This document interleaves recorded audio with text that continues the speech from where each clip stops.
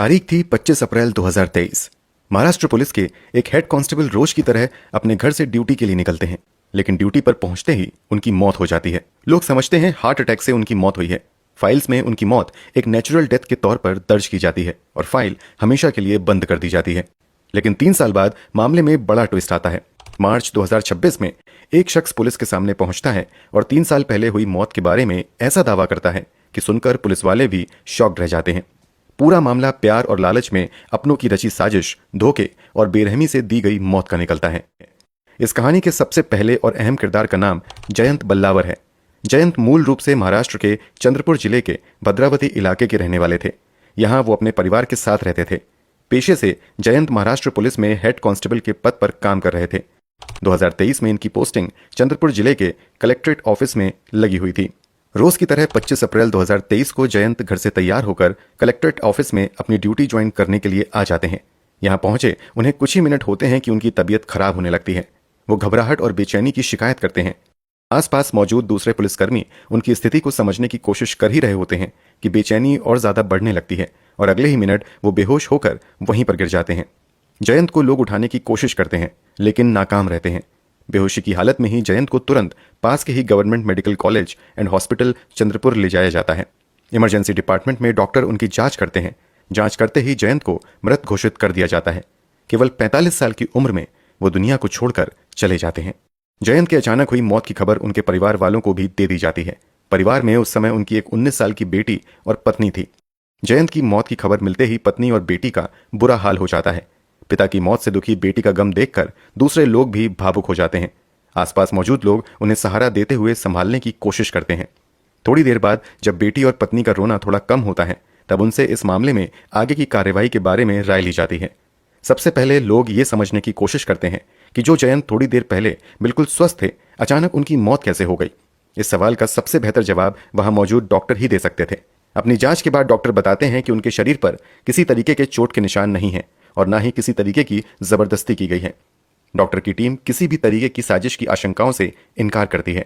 परिवार वाले भी किसी पर शक नहीं जताते हैं और बिना पोस्टमार्टम के ही शव अपने साथ ले जाने की इच्छा जताते हैं। वैसे भी मौत अचानक से हुई थी और किसी तरह की शक की गुंजाइश कहीं से भी नहीं बन रही थी, इसलिए प्रशासन की ओर से भी पोस्टमार्टम करवाने के लिए कोई जोर नहीं दिया जाता है और फॉर्मेलिटी पूरी करते हुए जयंत के शव परिवार वालों को सौंप दिए जाते हैं। डॉक्टर जयंत की मौत को नेचुरल डेथ डिक्लेयर करते हैं।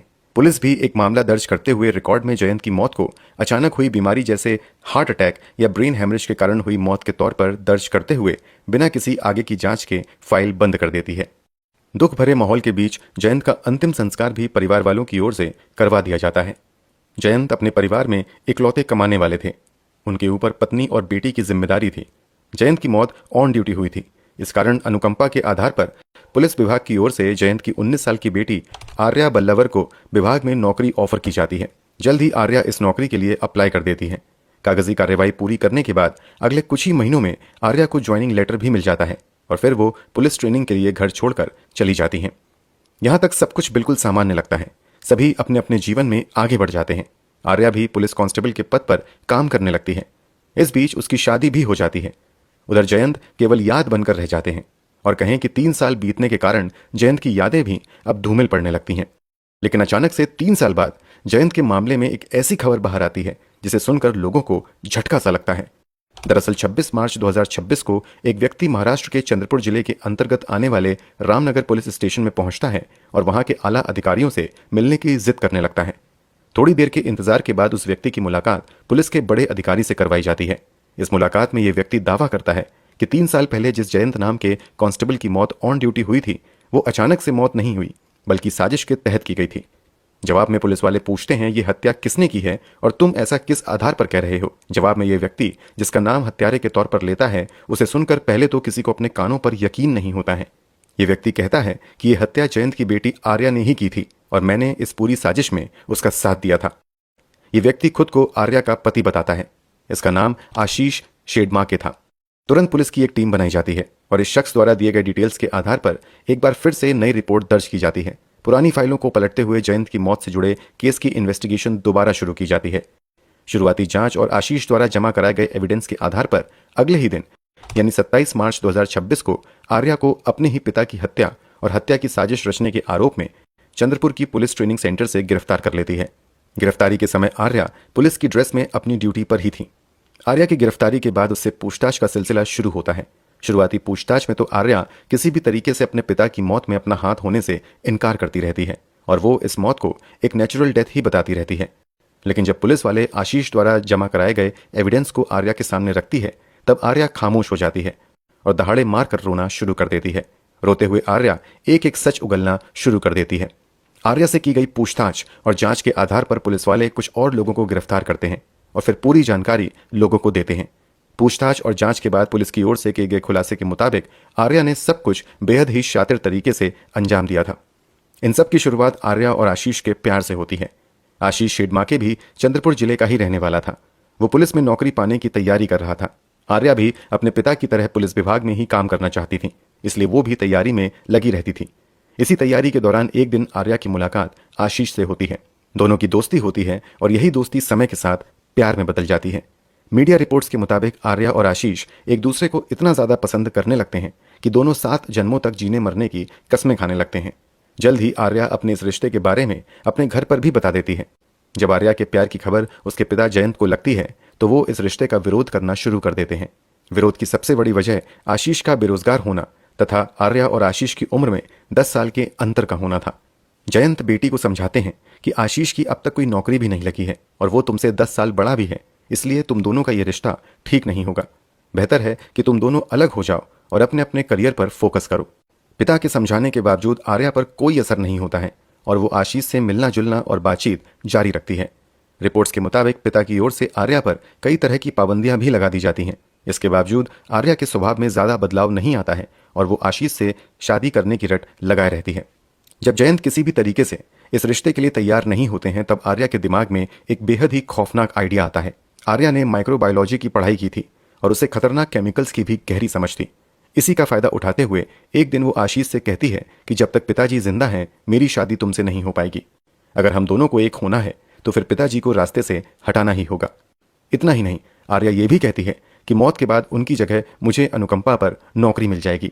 इस तरह मेरा भी करियर सेट हो जाएगा और फिर हम लोग बड़े आराम से शादी करके साथ रह लेंगे। आशीष को आर्या का आइडिया पसंद आता है और वो जयंत को काम करने में आर्या की साजिशों में साथ देने के लिए रेडी हो जाता है। प्लानिंग के तहत तय किया जाता है कि जयंत को खत्म करने के लिए किसी हथियार का इस्तेमाल नहीं किया जाएगा, बल्कि उसे प्यार से जहर देकर मारा जाएगा। जहर लाने की जिम्मेदारी वो आशीष को देती है। अगर किसी दुकान से आशीष खुद ही जहर खरीदने जाता तो वो बहुत आसानी से पुलिस की पकड़ में आ सकता था। इसलिए वो जहर खरीदने के लिए अपने एक चचेरे भाई चेतन्य उर्फ मोंटी गेडम से कांटेक्ट करता है। 22 साल का मोंटी खुद ही जहर खरीदने की बजाय एक नाबालिग लड़के को अपने साथ मिला लेता है और उसके जरिए बाजार से केमिकल पॉइजन खरीद लेता है। वो लड़का जहर खरीदकर चैतन्य को दे देता है और फिर बड़ी ही सावधानी से चैतन्य वो आर्या तक डिलीवर कर देता है। बदले में उसे 5000 रुपए मिलते हैं। जहर हाथ में आते ही आर्या उसे संभाल कर रख देती है।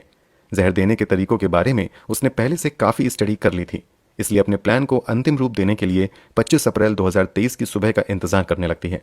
रोज की तरह जयंत ड्यूटी पर जाने के लिए सुबह सुबह उठ जाते हैं। नहा धोकर नाश्ता करने के बाद वो ड्यूटी के लिए निकलने लगते हैं। तभी आर्या किचन से भागती हुई आती है और अपने पिताजी से कहती है कि मैंने आपके लिए बड़े ही प्यार से ये मिल्क शेक बनाया है, आप ये पीते जाओ।